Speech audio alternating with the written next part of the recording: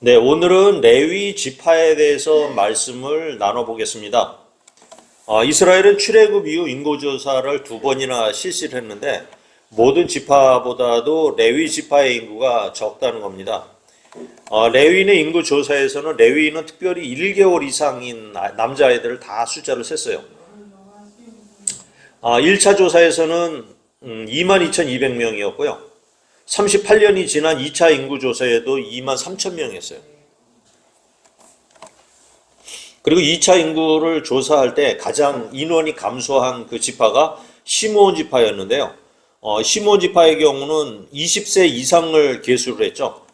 그래 20세 이상을 계수를 했는데도 불구하고 22,200명이 시므온 지파였거든요.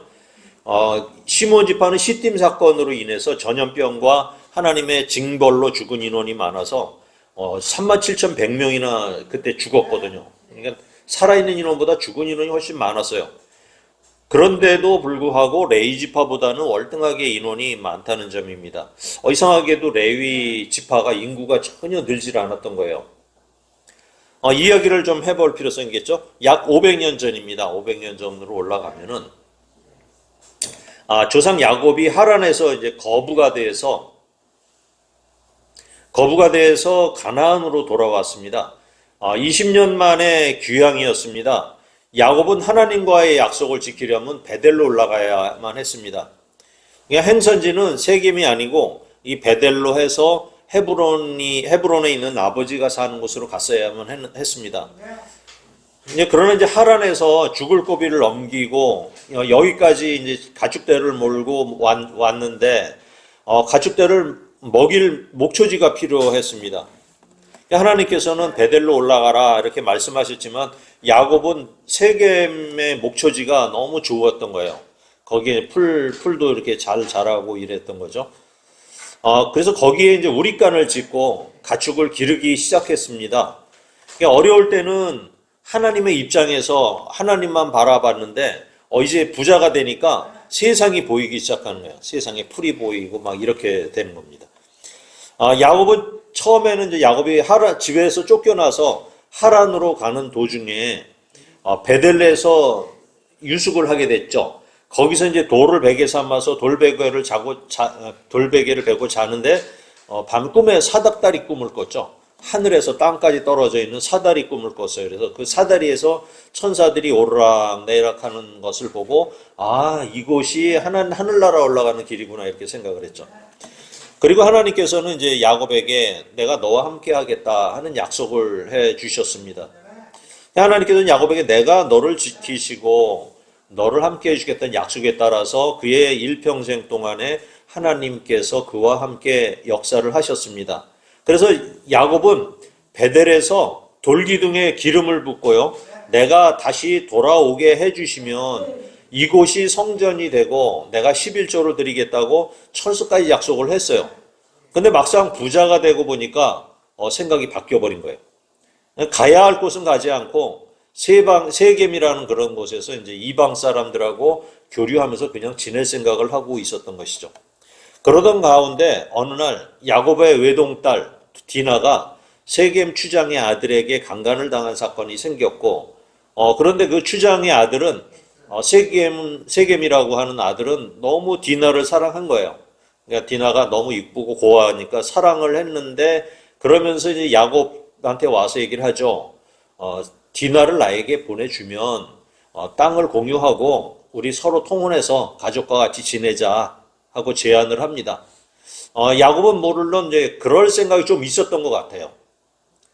근데 이제 시므온과 레위라는 두 아들, 다른 여러 아들하고 있었지만 특별히 시므온과 레위라는 아들이 세겜이라는 족속은 이방인이고 할례도 받지 않았는데 어떻게 통혼합니까? 해서 세겜 족속들이 다 할례를 받으면은 그 제안을 받아들이겠습니다 하고 했어요.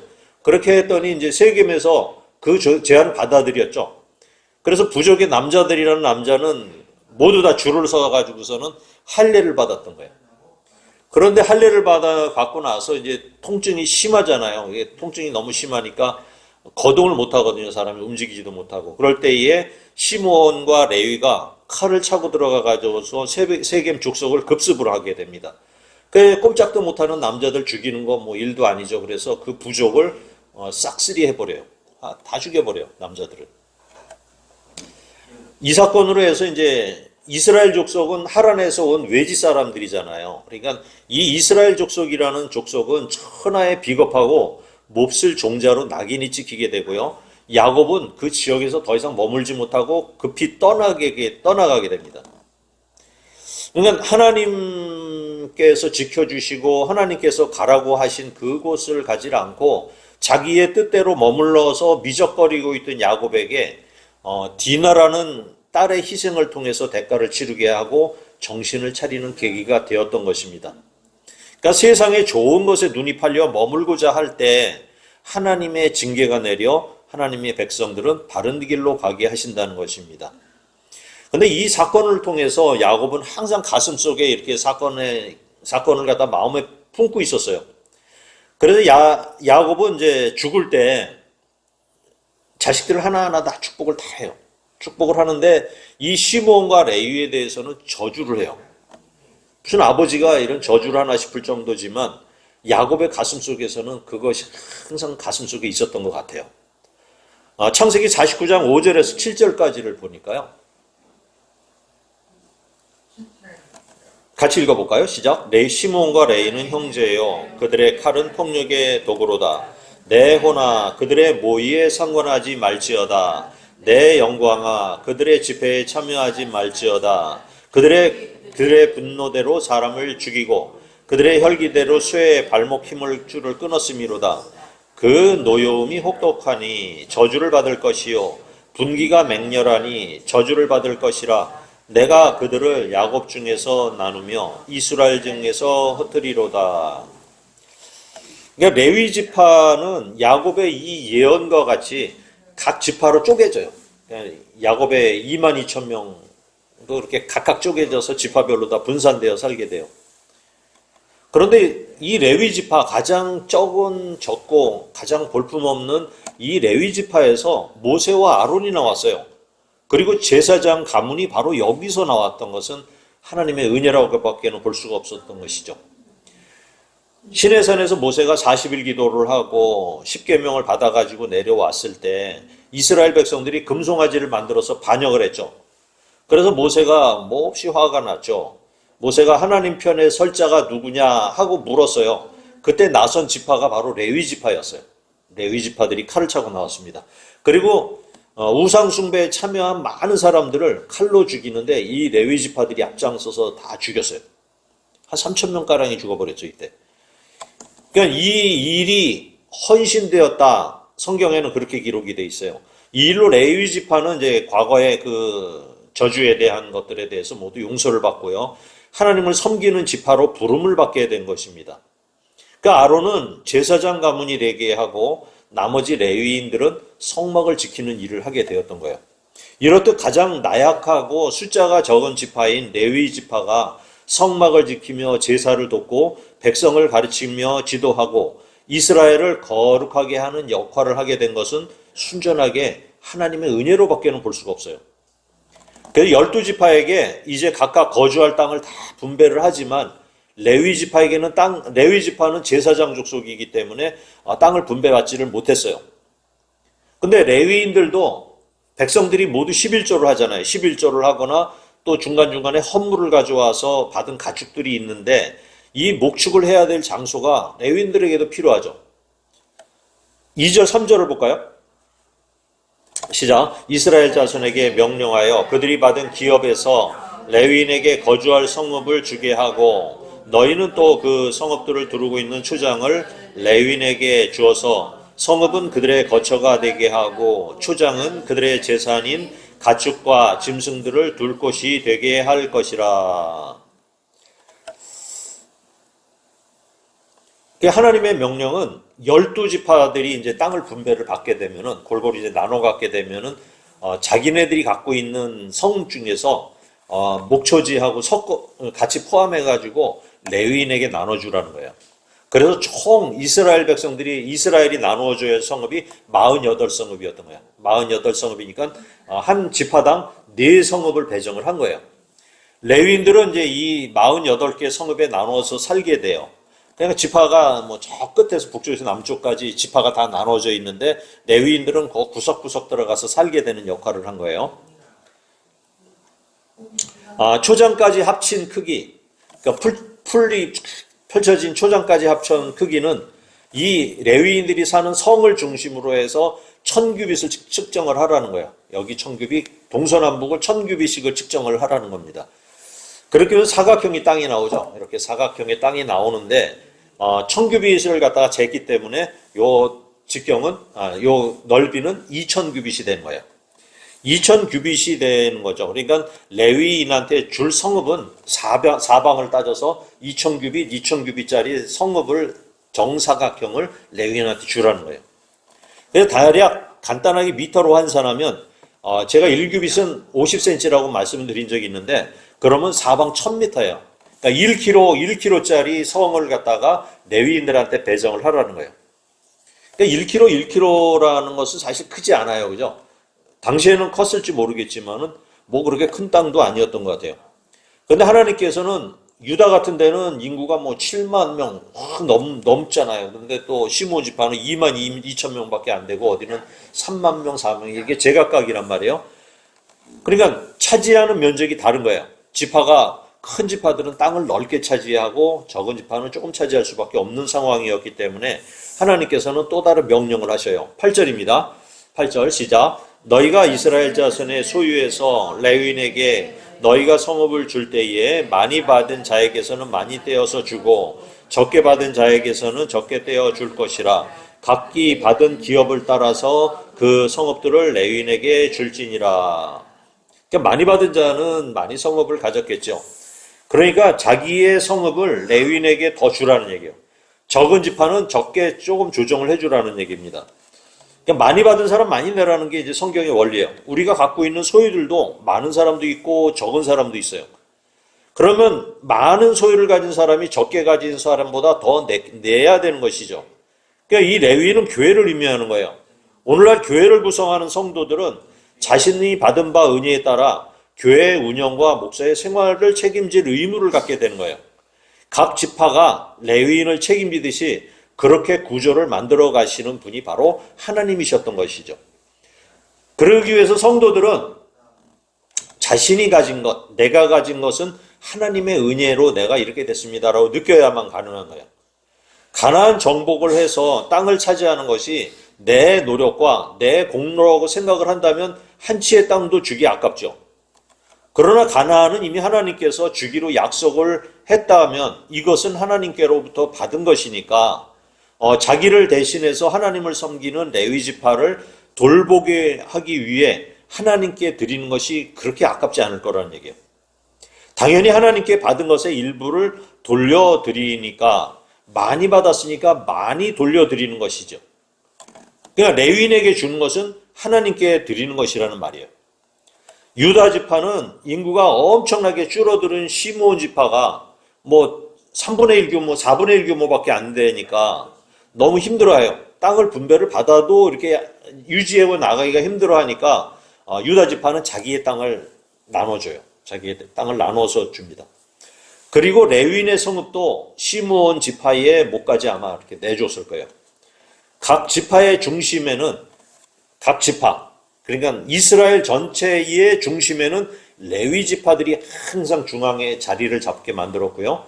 이 레위 지파의 중앙에는 하나님께서 함께 하시는 그런 구조가 된 거예요. 이게 바로 이스라엘의 구조였던 것이죠. 그렇게 분배된 48개의 성읍 가운데 또 6개의 성읍을 따로 구별하라고 말씀을 하셔요. 이 성읍의 이름이 바로 도피성이에요. 도피성까지는 도로를 잘 닦았어요. 그냥 직선 도로를 도피성까지 전부 다 닦았어요. 그냥 도피성 6개로 가는 도로는 어디든지 이제 잘 갈 수 있게 만들었어요. 그래서 살인한 사람이 보복을 하려는 자들을 피해서 무조건 멀어도 반나절 안에 도망가면 됐던 거예요. 그러니까 죄인들을 살리기 위한 장소가 바로 도피성이에요. 7절, 8절 여호수아의 이야기가 나오는데 같이 읽어볼까요? 이제 시작. 이에 그들이 납달리 산지 갈릴리 게데스와 에브라임 산지의 세겜과 유다 산지의 기랏 아르바 곧 헤브론과 여리고 동쪽 요단 저쪽 르벤 지파 중에서 평지 광야의 베셀과 갓 지파 중에서 길앗 라못과 므낫세 지파 중에서 바산 골란을 구별하였으니. 네.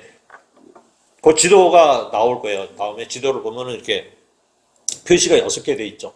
그러니까 갈릴리호수에서 사해바다까지 이어지는 여기 경계선을 중심으로 해서 이쪽은 동쪽 지파고요. 이쪽은 서쪽 지파죠. 그래서 첫 번째 여기가 이제 세겜이죠. 세겜의 여기가 이제 갈릴리 바다 근처에 게데스예요. 게데스에 먼저 갈릴리 바다 쪽에 하나를 주고요.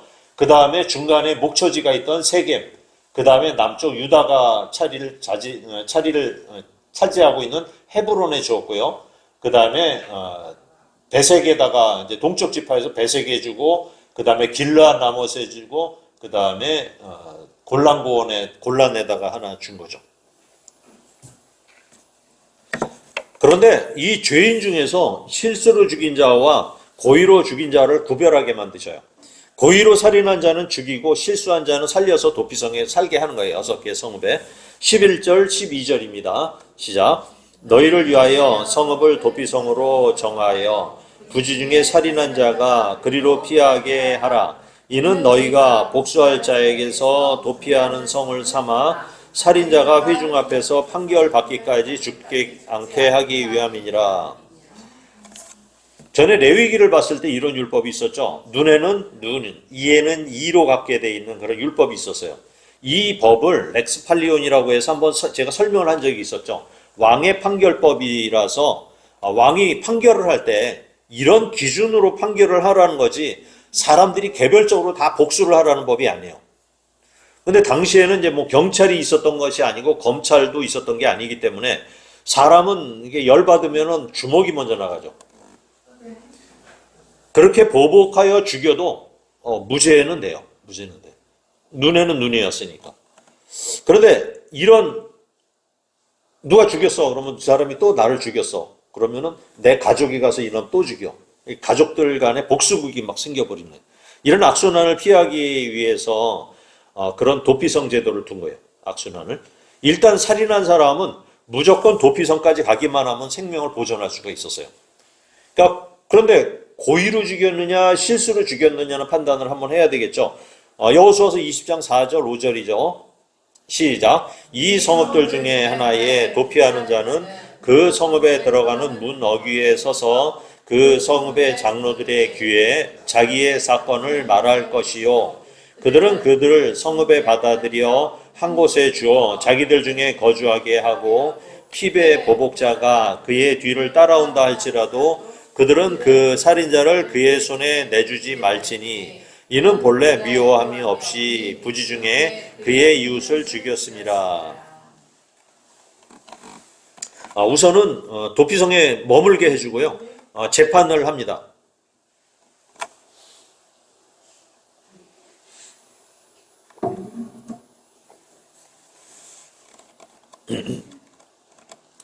재판의 결과 고의성이 확인이 되면 죽이고요. 그러니까 피해자가 고의로 죽였다는 것도 알아요. 그래서 그렇지만 피해자가 직접 보복을 못하게 해요. 그래서 지금의 이제 뭐 사형 제도처럼 공적으로 이제 죽이고요. 만약에 실수로 판정이 되면 도피성에 살게 해줘요. 그러니까 도피성에는 이제 모든 생활 시설이 되어 있어서 불편함이 없지만 이제 밖으로 못 나간다는 단점이 있죠. 만약 도피성 밖으로 나갔다가 원수 갚겠다고 하는 사람에게 죽임을 당하면은 책임을 질 수가 없다는 거예요. 지금은 이제 뭐 살인을 하거나 어떤 죄를 지면은 형기라는 게 있죠. 형기를 살려요.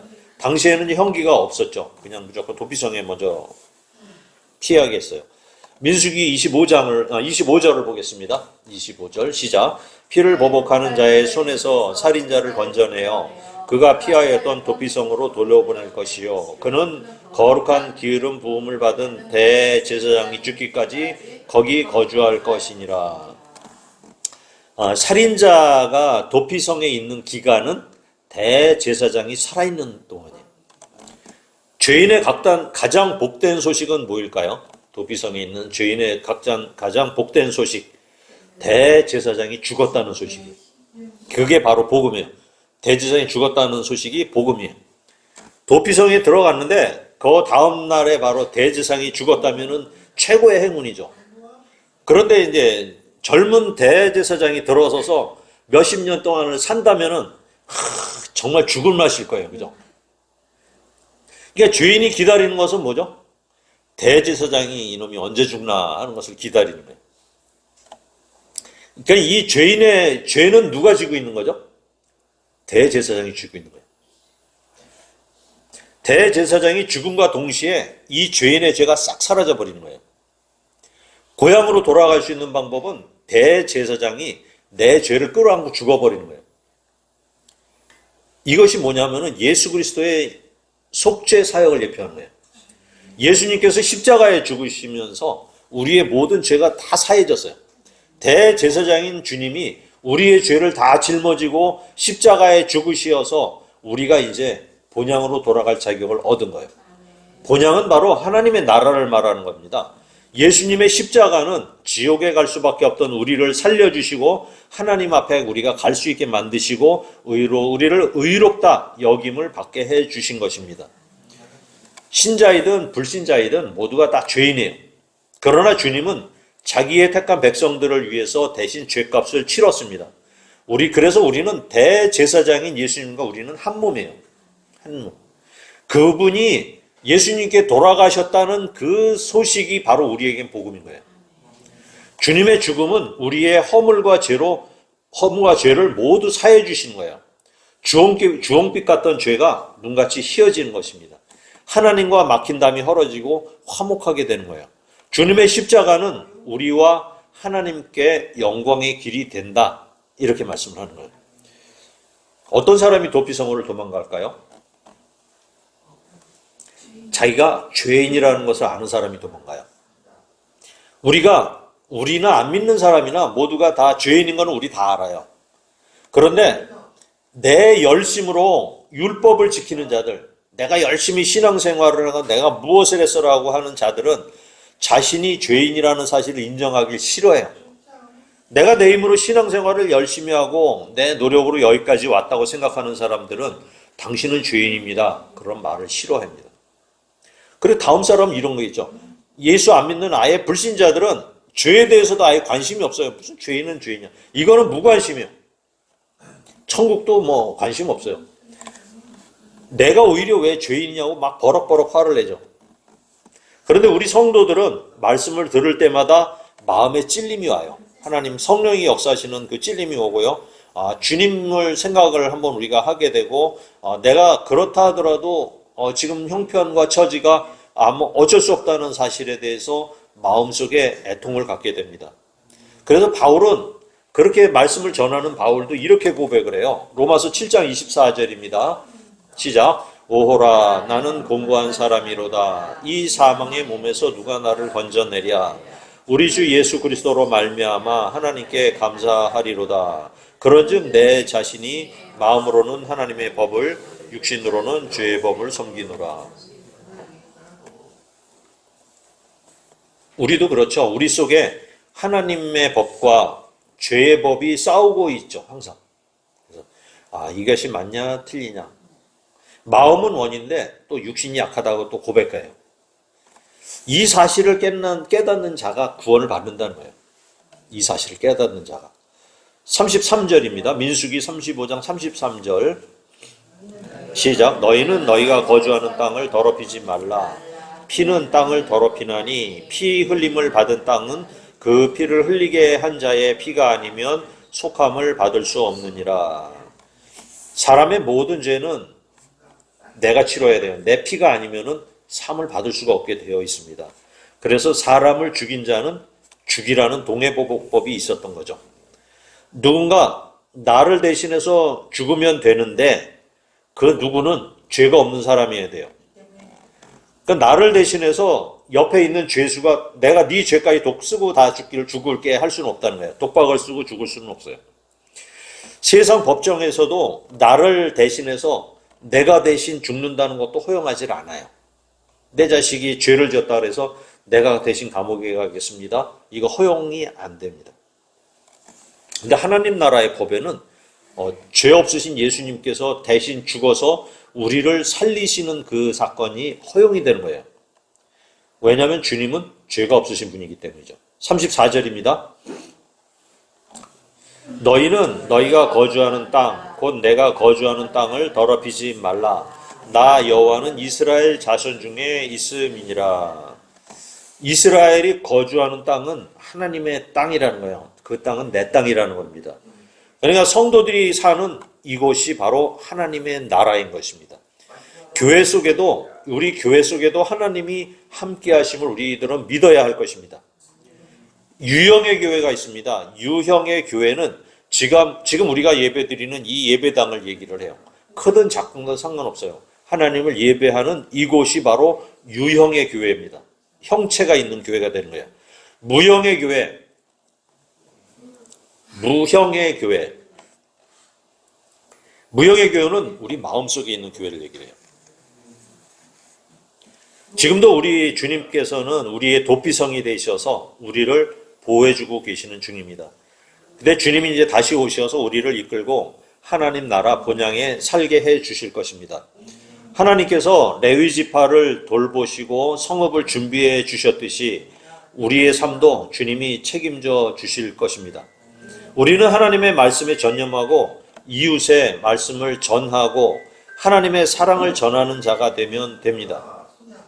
우리에게 주신 것을 통해서 하나님께 영광을 올려드리는 성도님들이 되시기 바랍니다. 모든 것이 다 하나님께로부터 왔음을 깨닫고 감사하는 삶을 사신다면 주님은 더 좋은 것으로 여러분들에게 채워주실 것을 믿으시기 바랍니다. 아멘.